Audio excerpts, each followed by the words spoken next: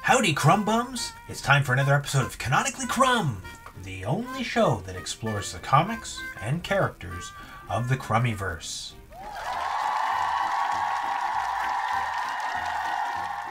When I think of the greatest generation, aside from maybe the trope of a square-jawed soldier socking a Japanese in the jaw, I picture an old man trundling along, barely able to stand under the weight of his boxy suit and ill-fitting fedora. It's the kind of image you'd use in a story to lend texture to the background, providing a sense of time and place by contrasting the time and place it's set in, not as anachronism, but as living relic. It's the same visual role that crippled Civil War vets played in the cartoons of the early 20th century. But in the late 60s, the greatest generation was still a ways away from being irrelevant. No, it was just the beginning of the end of their cultural dominance, and they had plenty of influence left to peddle. They had survived the Spanish flu, the Great Depression, and returned home from saving Europe's ass in WWII. After all that poverty, chaos, horror, and uncertainty, and during an unprecedented time of prosperity and production in the post-war era, they wanted to believe they could live in a world of order, consumerism, and wholesome American exceptionalism rendered frictionless for virtuous, white, hard-working, civic-minded, middle-class suburban Christian families. Of course, underpinning their lifestyle was a willful denialism of all kinds of ugliness lurking in the culture. Severe oppression along racial, sex, and gender lines, anti-communist hysteria, rampant domestic violence and sexual abuse, growing global inequality, and a bloody American imperial foreign policy. But repression is bad for both the spirit and the bowels, and try as they might to kink the hose of progress, society seemed to be changing quite rapidly in 1967. Which brings us to the subject of today's episode. Whiteman, Part 1, A Civilization in Crisis. As always, we need to acknowledge that, for our purposes, Robert Crumb's canon includes the Big Yum Yum book, the Complete Crumb, the Weirdo Years, Zap, Hup, Mystic Funnies, and a bit of dirty laundry. Whiteman was first published in Zap Comics #1 in 1968. But before we get into it, in the last regular episode, I glossed over the fact that Robert Crumb and his then-wife Dana sold copies of Zap #1 out of a pram on Haight-Ashbury in 1968. As was recently pointed out by the official rcrumb Instagram account, go follow it, link in the show description, this mythologized version of the story is a little misleading. They weren't apparently just hawking issues on the street to anybody like it was tie stick. In reality, Dana and her friend did sell copies out of a pram, but they were selling wholesale to the head shops and record stores along the streets of Haight-Ashbury. We find poor old Whiteman, a product of the Great Depression, on the verge of a nervous breakdown. As he shuffles along a noisy street, he laments, "I've tried. God knows I've tried." In the bottom right corner, there's a subtitle, A Civilization in Crisis, and with signs that just say, "Look out!" and "Keep a tight asshole." It's no wonder. Whiteman marches as if there was a gun to his back. It's clear he can't cope with this fast-paced, frenetic world. There's a couple of other details I like here. This hand coming out of the sewer suggests a mole-like underclass. And it's always fun to spot a cute little Bearzy Wearzie. For an in-depth exploration of those cute little Bearzy Wearzies, check out Canonically Crumb #2, link in the show description.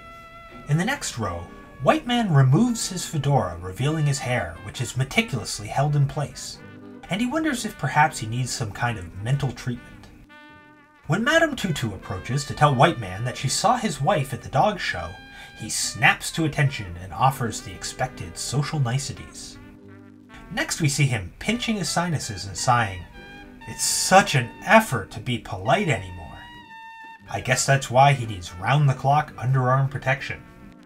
Whiteman confesses to the reader that he must maintain propriety, for if the mask should slip, his true self would be revealed. The raging, lustful beast that craves only one thing: sex. And boy is Whiteman horny, crumb bums. He's a virile badass that reads Playboy magazine. This Dr. Jekyll, Mr. Hyde transformation motif is a recurring theme throughout this comic. Whiteman regains his composure, as all grown men must. He's an intelligent adult with responsibilities after all. He's an American, god damn it. He's a citizen of the United States, and he puffs out his chest as he struts with confidence. A cartoon posture we discussed in episode 3, the Ruff Tuff Creampuff. Yes, Whiteman is a real hard charger, folks. So this guy, who reminds me a bit of Ralph Steadman's illustration of the district attorney's seminar in Hunter S. Thompson's Fear and Loathing in Las Vegas, well, he better step aside, buddy, because this honky is the man with the know-how, a real citizen on the go. But Whiteman must maintain this rigid position, or all is lost. And it ain't easy, crumb bums. Like the old pooperoo, Whiteman's bowels refuse to function. He has indigestion, heartburn, his guts are on fire. But hey, the talent loves a real man. If only he had the time. All this belligerent nationalism and performative machismo takes a toll on Whiteman. He's a nervous wreck. As he returns to his vehicle, he utters his catchphrase, "I tried. God knows I tried." In his big-ass 1950s car, Whiteman finds himself caught in a traffic jam. This aggravates Whiteman and inflames his forbidden desires once more. Only this time it isn't sex. It's something even more unspeakably taboo. Whiteman feels the urge to kill. This kill panel reminds me a bit of Jack Davis's work at EC Comics. Specifically the way he'd render characters like the Crypt Keeper, and the interplay of square teeth and ropes of saliva in the mouth. It wouldn't be the last time Crumb would reference EC horror comics. Davis was a big influence on Crumb, and you can see it in his early work, like this illustration for his high school newspaper. And right on into the Weirdo years, decades later. In fact, Harvey Kurtzman actually got Crumb a job assisting Jack Davis on storyboards for TV commercials in the mid-60s. Though apparently Crumb couldn't keep up with Davis's pace, and they soon parted ways. Anywho, it's 2 hours later, and Whiteman has tossed back a few at Bud's club, and he's feeling fine. I wonder if the Crummyverse's #1 barstool bum, and definite future episode subject, Bobo Belinsky, drinks at Bud's club too. As Whiteman heads home to catch the late-night news, he hears music in the distance. It's a parade, which is heralded by this black guy, who says, "Hey mister, day's a-comin'," and this sends Whiteman into a state of fear. I guess we gotta talk about it. Now, I plan on doing a real deep dive into Crumb's use of black stereotypes and the broader history of racist imagery in cartoons when we eventually get to the Angel Food McSpade episode. But here at Canonically Crumb, we like to address racism when we find it in the canon, and admittedly, I've glossed over a couple of quick examples of these black caricatures in past episodes, you know, for brevity's sake. But we've got a whole page of them here, so I'm gonna give the abbreviated version of my take now, and in future episodes, when it comes up, and it will, a lot, I can then refer viewers back to this episode as a sort of starting point. Robert Crumb doesn't really exhibit any personal racism before the late 60s. In the autobiographical comic Walkin' the Streets, from Zap number 15, published in 2004, Crumb recalls once, as teenagers, attending a small, all-black church with his brother Charles, where they politely accepted the congregation's dramatic attempts at saving the lost souls of these two poor white boys. On the next page, Crumb recounts an incident when Charles brought home his black friend Tom, only to find that their racist grandmother Viola was visiting. Robert describes Viola as a foul-mouthed, bigoted old harridan who was always ranting about the goddamn and his grotesque sketchbook doodles of her from the mid-60s are only slightly more flattering than Charles's nickname for her, the old sack of excrement.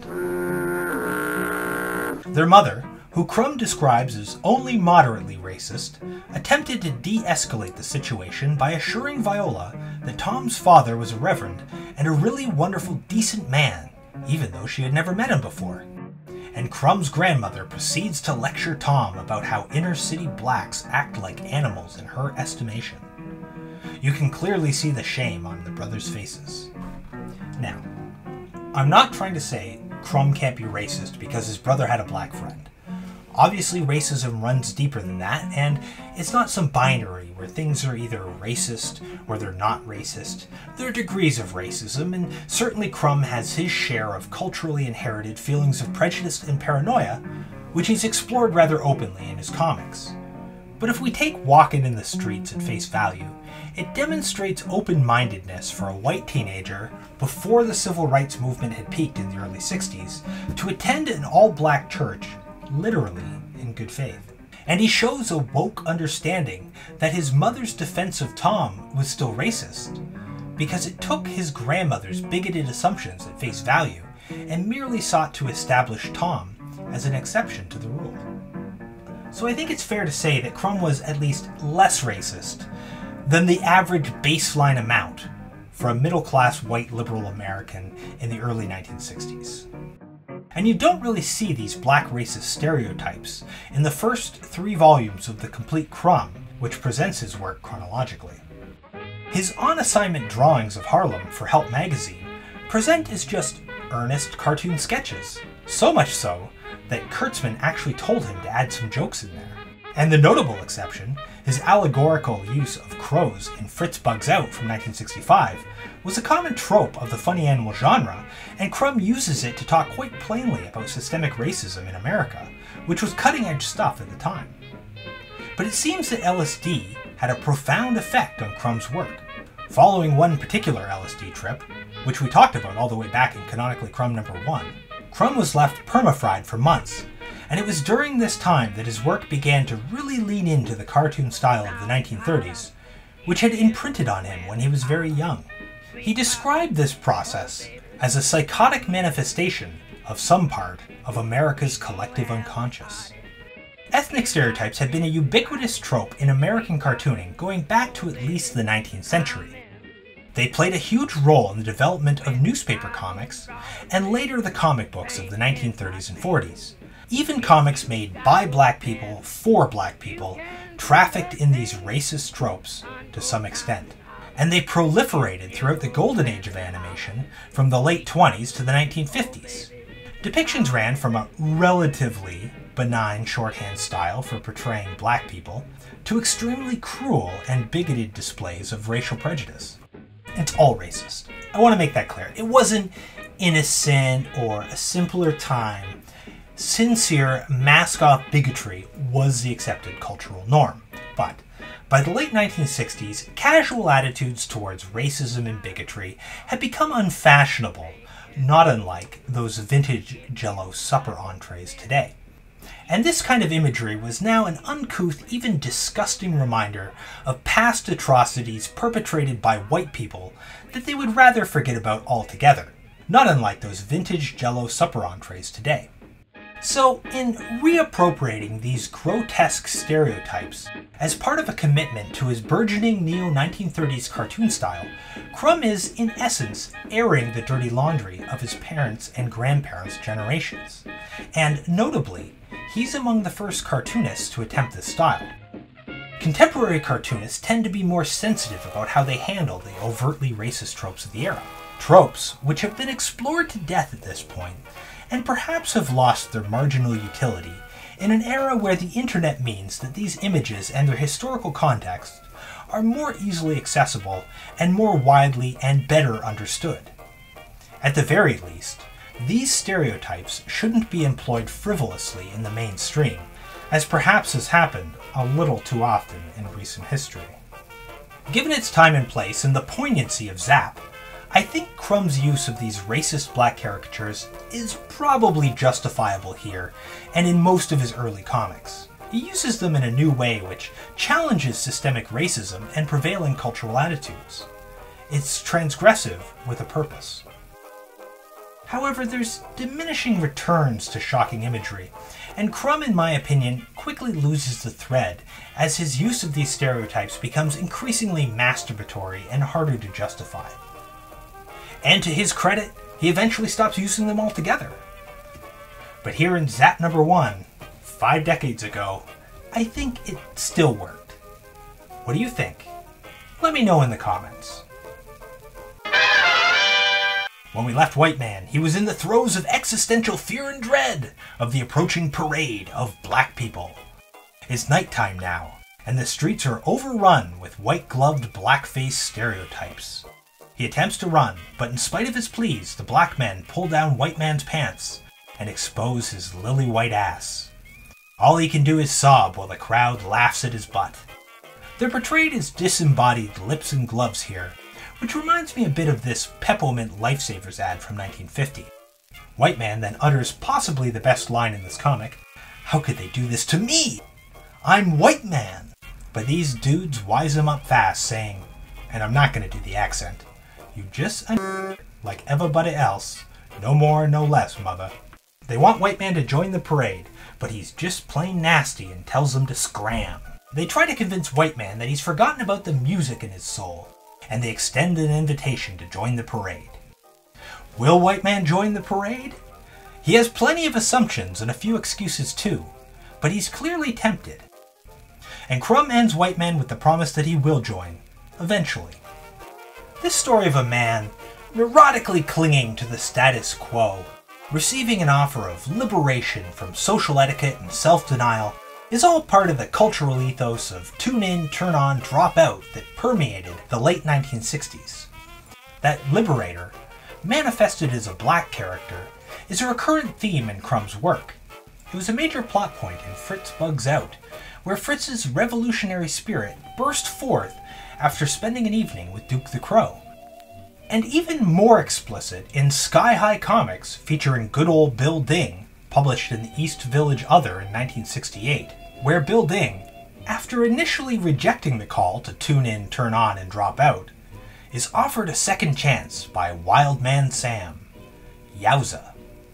And while the notion of the noble savage, who by virtue of being less civilized than whites, who retains a primitive consciousness and is somehow more in tune with a natural and therefore better way of being, that can free the repressed, uptight Caucasians from the industrialized consumer hellscape and endless contradictions and grinding banality that they've created, is dubious and offensive to say the least.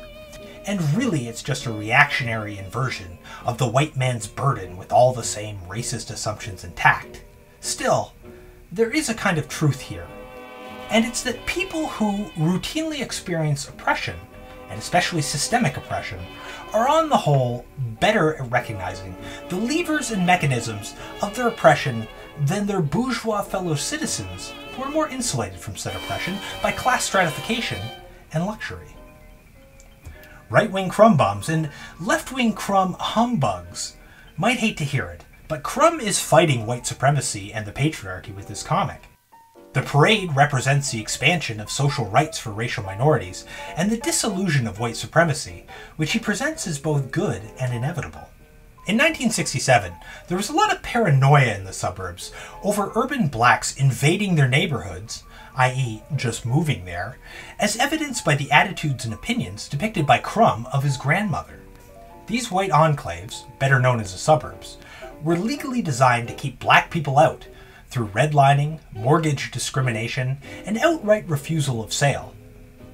Just a year later, Martin Luther King would be assassinated, and the Fair Housing Act would be signed into law. But I don't want to spend too much time on my political high horse here, because for Crumb, there's another more personal meaning to Whiteman.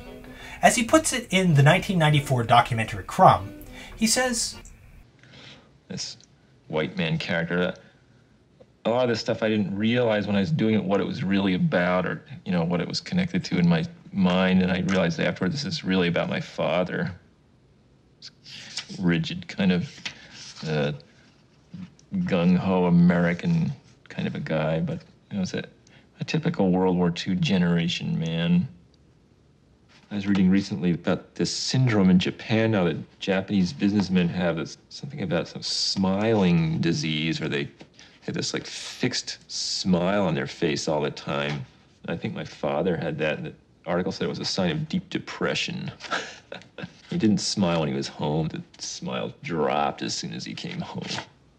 Charles Crumb Sr., to his eternal shame, I'm sure, is definitely deserving of an entire episode of Canonically Crumb. So I'll just give a brief overview here. Born in 1914, Charles Sr. came of age during the Great Depression. He served in the Marines during World War II, and he was a patriot who would drive his kids crazy by walking around the house whistling military anthems to himself.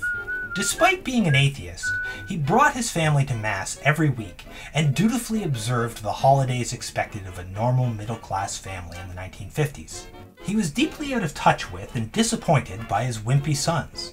He was henpecked and brutalized by his amphetamine-addicted wife, and he often worked 2 jobs to give his ungrateful family the creature comforts and signifiers of a middle-class lifestyle, even when his face was covered in scratches and bandages from his deranged psychotic wife. But hey, it got him out of the house. You can see the seething lust and rage on his face in this non-canonical, unfinished autobiographical comic called Dad, which, luckily enough, was finished by weirdo cartoonist Pat Moriarty in 1992 for his comic book Big Mouth. In it, we find Big Papa Crumb tortured by his own internal monologue in the form of this little man in his head who constantly mocks him. We get a glimpse into his anti-Semitic paranoia, his forever seething rage bubbling to the surface, and his repressed libido exploding into violent sex. And throughout it all, there's a constant devotion to decency, honor, and personal responsibility, as well as the indignity of nobody giving a damn about his efforts.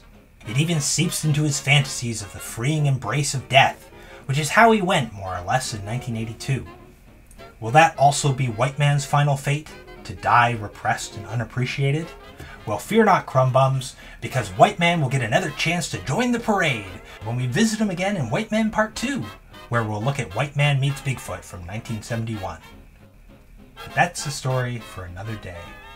Because this marks the end of another episode of Canonically Crumb. If you enjoyed this program, make sure to hit like, hit subscribe, be a ding-dong daddy, and ding that bell.